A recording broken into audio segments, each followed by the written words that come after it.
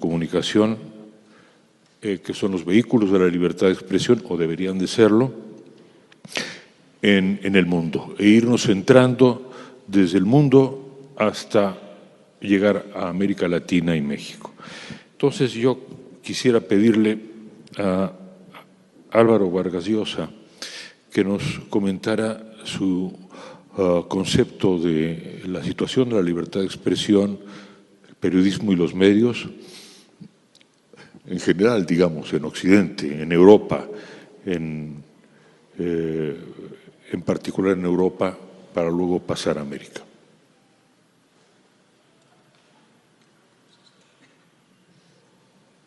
Muchas gracias. ¿Se me oye bien? Sí. Muchas gracias, Enrique. Ahora mejor, sí. Muchas gracias, Enrique. Muchas gracias a todos ustedes. Muchas gracias a la Universidad de Guadalajara. Es un gran placer estar otra vez en este Paraninfo, escoltado por mi muralista favorito y en presencia de todos ustedes convocados por un tema tan importante. Yo creo que las cosas van mal, Enrique. Si hubiera que hacer un balance planetario, mundial, habría que decir que las cosas van bastante mal. Creo que no son buenos tiempos para la libertad de expresión. Creo que si por libertad de expresión entendemos un conjunto de libertades y de instituciones que protegen el derecho de las personas a ejercer una expresión libre desde el punto de vista tanto informativo como de la opinión, evidentemente la constatación tiene que ser que en cierta forma los roles se han invertido. En una sociedad sana lo que tendría que ocurrir es que quienes ejercen la libertad de expresión vigilan, supervisan, fiscalizan al Estado, al poder, a todos los poderes, no solamente al poder político, desde luego, también el poder económico y los otros poderes. Y lo que está pasando ahora es exactamente lo inverso. En cierta forma, lo que estamos viendo es una desnaturalización total de la libertad de expresión, de tal modo que es el poder, los poderes, pero sobre todo en este caso el poder del Estado, el que está supervisando, vigilando y fiscalizando a quienes ejercen o deberían estar ejerciendo la libertad de expresión.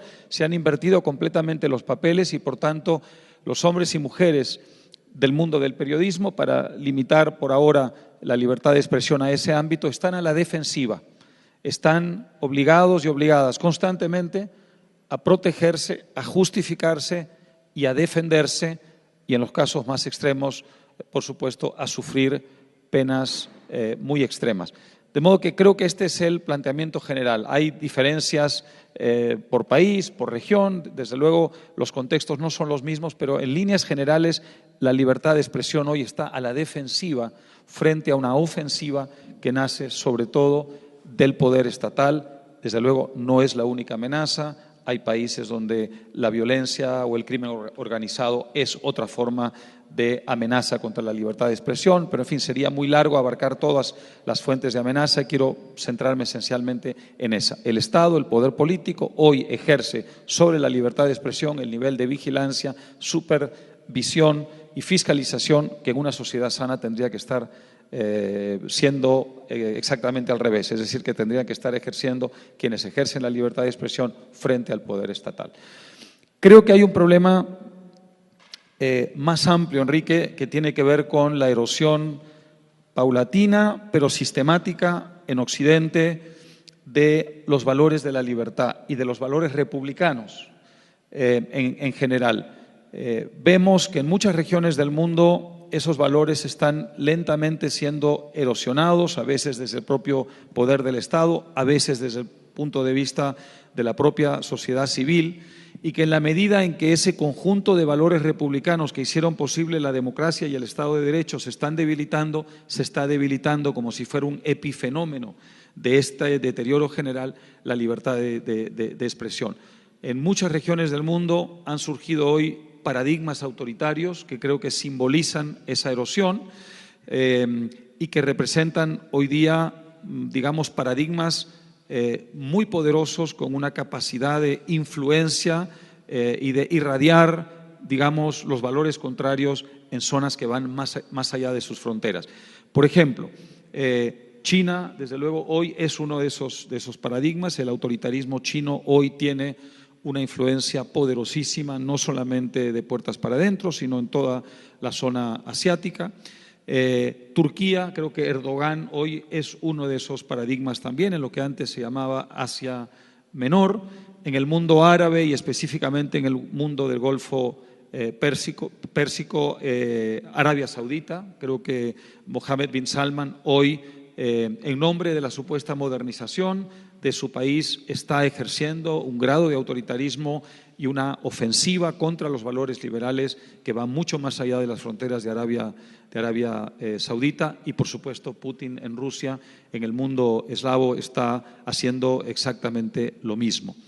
Pero ¿qué pasa al otro lado? Al otro lado, los países que deberían estar a la vanguardia de la defensa de la libertad, que deberían estar representando el paradigma contrario, están experimentando en su propio seno también una erosión de la libertad de expresión. Yo paso mucho tiempo en Estados Unidos, he vivido ahí muchos años, ahora reparto mi tiempo entre Estados Unidos y Europa, y yo he visto en Estados Unidos, por razones contrarias, por razones distintas, una erosión tremenda de la libertad de expresión.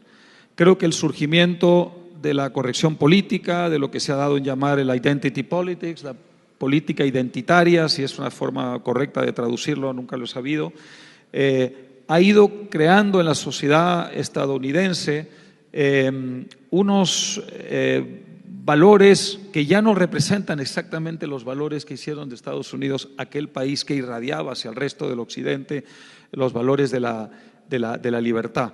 Esta tendencia hoy a definir la identidad de los ciudadanos no en función del individuo, sino de la pertenencia a un grupo con atributos comunes que cada uno, jerarquiza en función de sus intereses políticos e ideológicos, está creando una situación en la que ejercer la libertad de expresión hoy día se convierte en un riesgo, y lo que puede generar es que a uno le cierren las puertas de las editoriales, le cierren las puertas de las universidades, le cierren las puertas de la academia, en nombre, repito, de una identidad colectivista que está erosionando los valores de la libertad individual.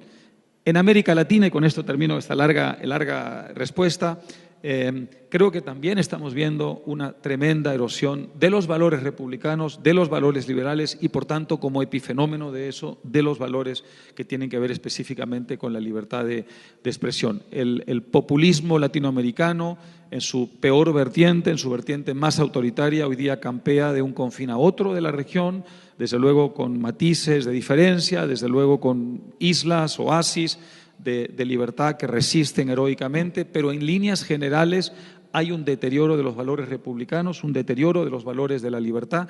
La palabra democracia hoy no significa lo mismo en boca de los presidentes de la región, y eso está haciendo que la libertad de expresión, que es una de las libertades más importantes, se vea hoy día socavada sistemáticamente, de tal manera que los que ejercen la libertad de expresión y la libertad de prensa están a la defensiva, son víctimas de una tremenda ofensiva desde el poder, en algunos casos de forma muy violenta, en otros casos de forma más sutil, pero que hoy hacen de esas personas, de quienes ejercen esa libertad, personas que están bajo una tremenda amenaza.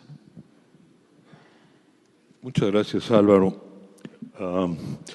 En cierta forma le hago la misma pregunta a Jorge Castañeda y le pido que él, que es